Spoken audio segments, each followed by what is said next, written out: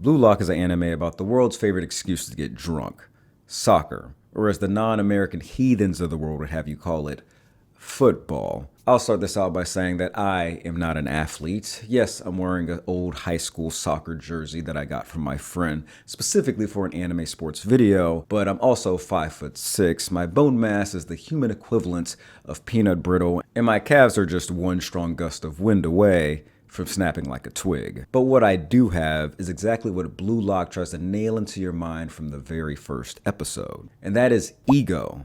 No, that's far too many G's. I mean,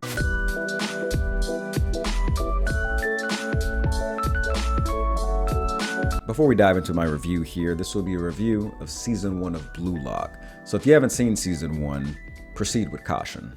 Whether you've played soccer or sports in general or not, Bluelock has this unique ability to tap into that feral part of your mind that makes you want to be the very best in whatever it is you're doing. If you've ever been playing your friend in a video game and it got really intense and you leaned forward to fix your posture so you can lock in and get serious, you know exactly what I'm talking about. While not every person on the planet has a competitive spirit, if you are such a person, I do believe Bluelock has the ability to grab your attention quicker than a TikTok doom scroll. Aside from the anime backstories, the character development, and the high stakes set inside of the show, well, as high as you can possibly get in anime without your actual existence being in danger. The evolution of the ego is Bluelock's bread and butter. So in my review of Bluelock here, I'll be looking at how they execute this theme of the ego through the plot, characters, and production. So I started this anime without really knowing anything about it other than the fact that they play soccer. So much to my surprise, I was immediately taken back at how serious and high the stakes in this show really were. Locking all of your main characters in a facility who all share the same goal of being the best striker in the world is one hell of a way to add tension to the series.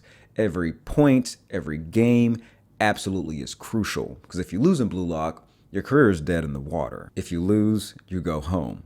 It's as simple as that. From the very first scene of the show, Bluelock establishes that soccer isn't really about playing on a team, arguing that for Japan to actually seriously compete on the world stage of soccer, they need a striker that is so unmatched in their ego that beyond all sense and logic, they will do anything to score a goal. Putting aside the ridiculousness that is just ball hogging in soccer and not playing as a team, this is an interesting premise. This is the kind of rhetoric and cutthroat environment that if you have that dog in you, you are going off if you want to be the best striker in the world. In the very first scene of Bluelock, we see Isagi Yoichi take a devastating loss on his high school team's final game to qualify for nationals. Isagi was reminded to make the responsible choice in that soccer is a team of 11 people, so instead of taking the shot for himself, he went ahead and passed it to his wide open teammate who missed the shot. When Isagi could have just took the shot himself, it would have been under suboptimal circumstances, but maybe he would have made it after processing the loss and shedding a few tears himself. Isagi receives a letter inviting him to the Bluelock program, a program in which he'll be one of 300 strikers to compete for a spot on Japan's national team. So when they get the Bluelock, they're basically faced with the decision. You can join Bluelock, and if you actually beat everybody else that is here, you'll be on a national team, but if you fail,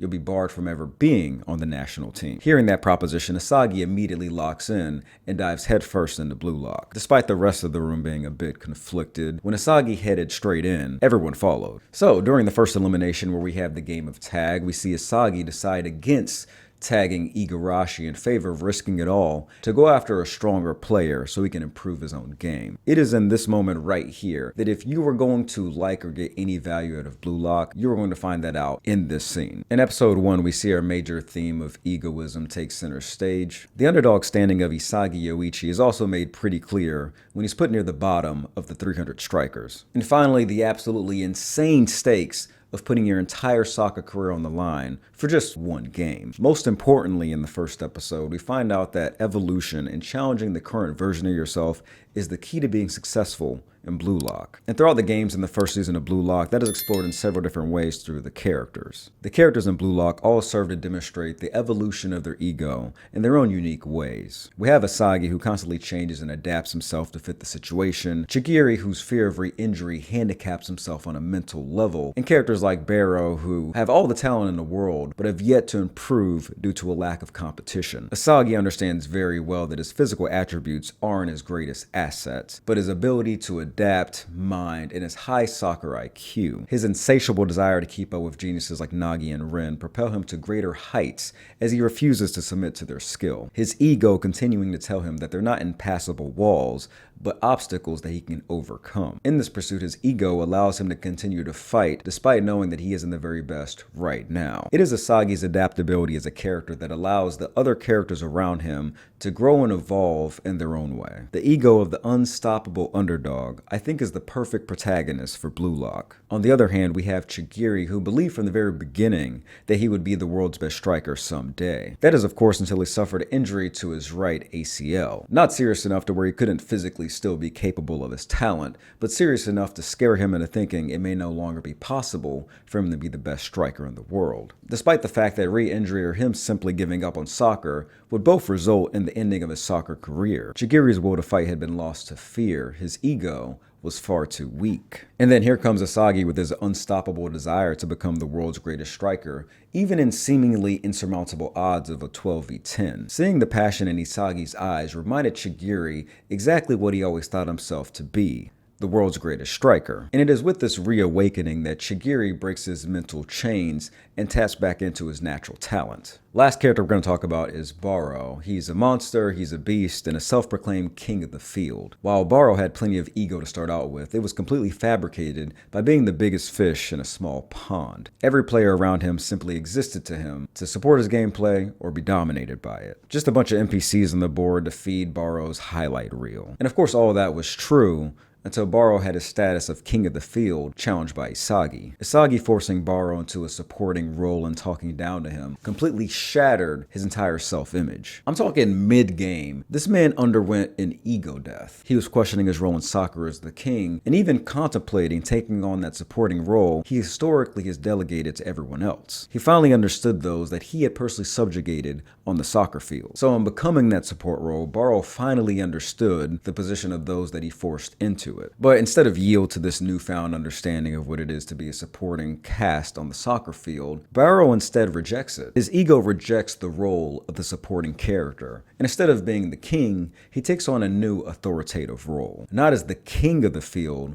but as the villain who seeks to steal the spotlight from the stars. So Bluelock leans in pretty heavy on the high stakes and character development. Now let's talk about what puts this all together: the production. And when I say the production, I mean the animation, music, pacing, and the dialogue. And with that said, I think the animation overall is pretty solid in season 1. There's some peaks where the animation is done really well with some interesting camera angles, but also times where there are those still frames with some dialogue over it. But the still frames are usually reserved for scenes where they're not really doing too much action, so it's more or less forgivable. CGI is present in the anime. I don't think it looks like good CGI. You can see Dorohedoro for a good example of good CGI, but it's not super frequent, so it doesn't really diminish my ability to enjoy the animation. There's also some really creative effects and scenes like Isagi's puzzles, and the character eyes and aura that they get is a nice touch to emphasize that character having a moment. Most of the music fits the scenes fairly well. There's not any standout tracks that I would point to, but it's all good music and they go along with what's happening in the story. Not exactly a highlight, but it is done well. A good example of the music at its best in Bluelock is when Chigiri had the chains on his leg and was finally contemplating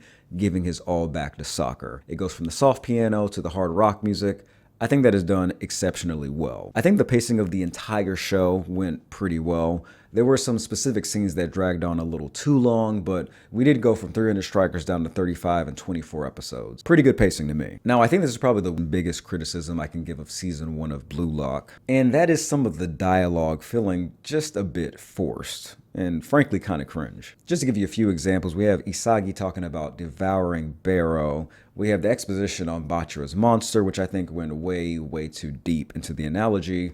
And then we have weapons and chemical reactions. It's soccer, okay? Let's just play soccer. Not saying anime shouldn't make it dramatic, we absolutely should, but I just thought some of the vocabulary was a little off-putting. That said, outside of those few extreme examples, and there are a few more I didn't list, the dialogue was fine. So like any straightforward and honest review, I'm going to put my thoughts into numbers. I'll be rating this anime off the execution of its theme, the plot, and the production. Overall, I think Bluelock is a gripping anime about soccer where the primary focus is getting your ego to align with your physical self. As far as the anime showcasing and supporting that theme, I'm going to give it a 10 out of 10. I think it did exceptionally well as far as executing on that theme. I mean, the show practically beats you over the head with it. The characters deliver on it time and time again. The stakes create the tension to support that theme, and it does a good job of getting you invested in the development of the characters' egos. The plot is pretty simple and straightforward: beat everyone else, become the world's best. But it sits on top of an excellent premise. The plot progression on the show is pretty obvious, as you would expect in most cases,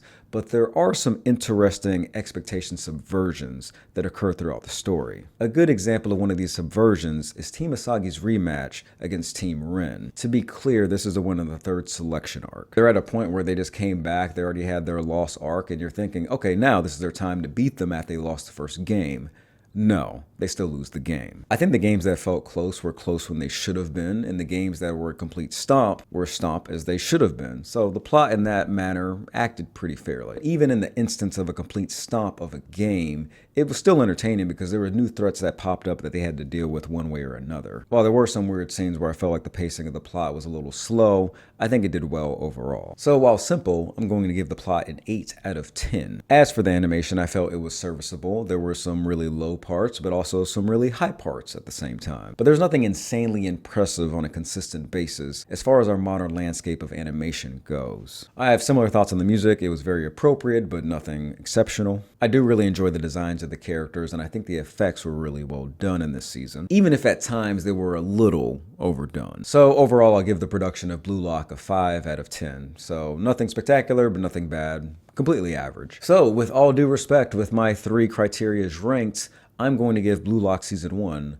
a 7.5 out of 10. And that is it for my review of Bluelock. If you like One Piece or are too afraid to start One Piece because it's too long, feel free to check out this video where I talk about exactly how long One Piece really is, and I make the argument that it's not as long as you might think. If you enjoyed this video, please leave a like on the video. If you would like to subscribe, I would highly encourage you to do so, as it helps me grow on the platform, and I would really, really appreciate it. Other than that, thank you for watching the video, and I will see you on the next one.